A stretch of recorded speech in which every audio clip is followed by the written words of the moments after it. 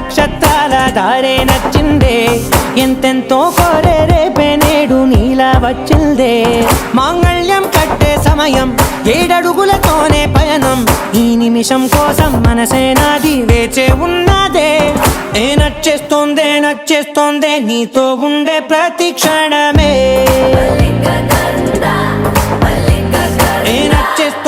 నచ్చేస్తోందే అంతే లేని అతిశయమే